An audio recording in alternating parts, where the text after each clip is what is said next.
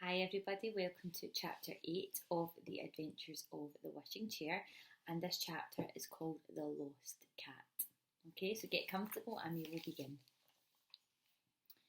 One morning it was very wet, and Molly, Peter and Chinky Pixie were playing a very noisy game of Snap in the playroom.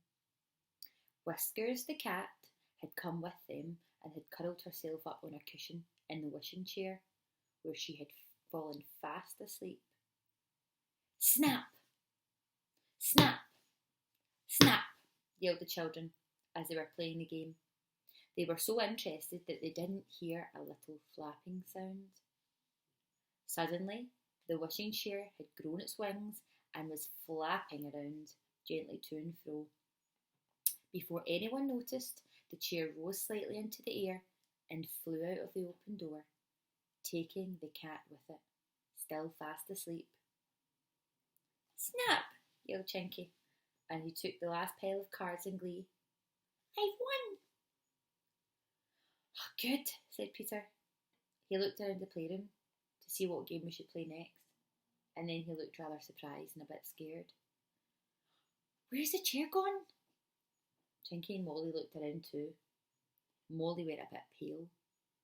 It's gone, she said. It was here when we played our game, said Chinky. It must have slipped away without us noticing. I sort of remember feeling a little draught. It must have flapped its wings and gone.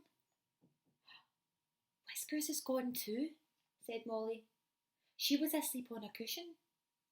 Oh no, will she come back? Well, it depends where she's gone to, said Chinky. She's a black cat, you know. If a witch sees her, she might take her into her spells. Black cats are clever with spells. Molly began to cry. She loved Whiskers. Oh, why did we let Whiskers go to sleep in that chair, Peter? Well, it's no good crying, said Chinky the Pixie. He patted Molly's shoulder to make her feel better. We must wait and see. Perhaps old Whiskers will come back fast asleep when the chair returns. They waited for an hour or two with the door wide open, but no wishing chair came back. The two children left Chinky the Pixie and went to eat their dinner. They hunted around the house just in case Whiskers the cat got off on the chair cushion and wandered home, but no one had seen her. After dinner, they ran down to the garden to their playroom again. Chinky the Pixie was there, looking rather gloomy.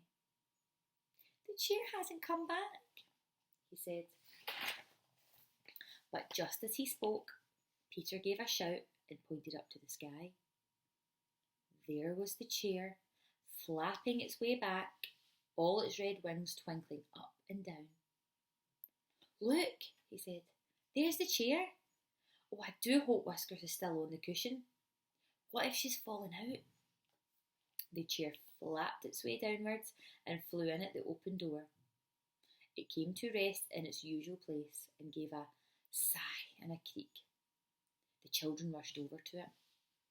But there was no cat there. The cushion was still in its place, with a dent in the middle where Whiskers was laid. But that was all. The three stared at one another in dismay. Oh, Whiskers has been caught by a witch, said Chinky. There's no doubt about it. Look at this. He picked up a tiny silver star that lay on the seat of the chair. This little star has fallen off a witch's embroidered cloak. Oh, poor Whiskers, wept Molly. I do want her back. Oh, what shall we do? Well, we'd better find out first where she's gone, said Chinky. Then, the next time the chair grows its wings, we can go and rescue her. How are we going to find out where she's gone? Asked Molly. She was drying her eyes out. I'll have to find a work a spell to work that out, said Chinky. I'll get a few pixies to help me work the spell, and go and sit on the couch, Molly and Peter, and don't speak a word until I've finished.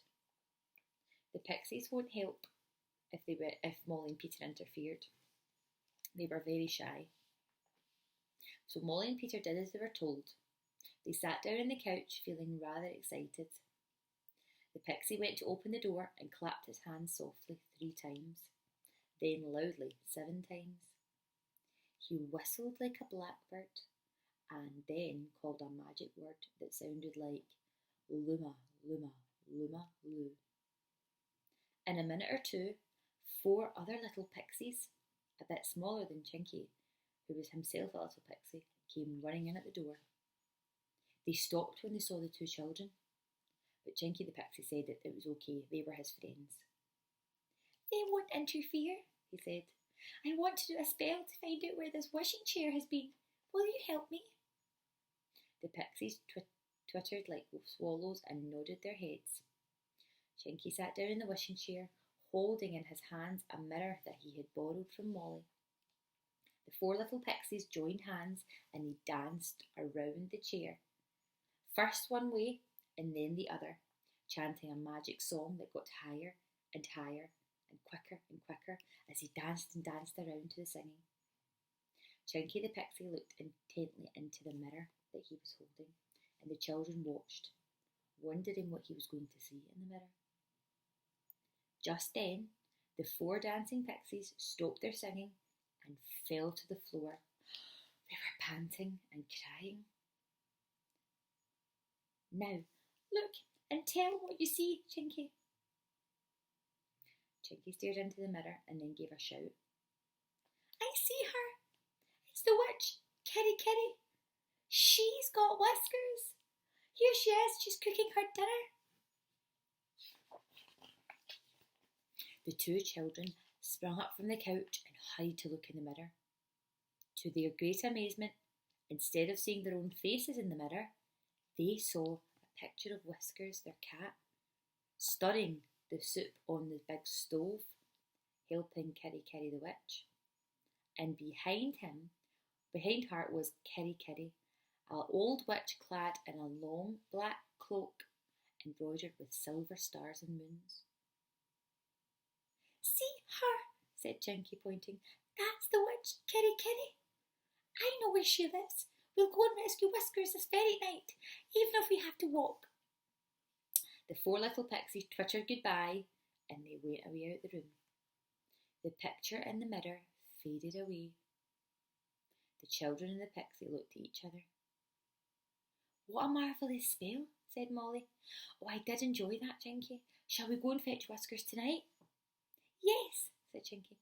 Come here at midnight, ready dressed. If the chair has grown his wings, we'll go in the chair, and if not, we'll take the underground train to the witch's house. Oh, said Molly, what an adventure it will be. And that's the end of chapter 8.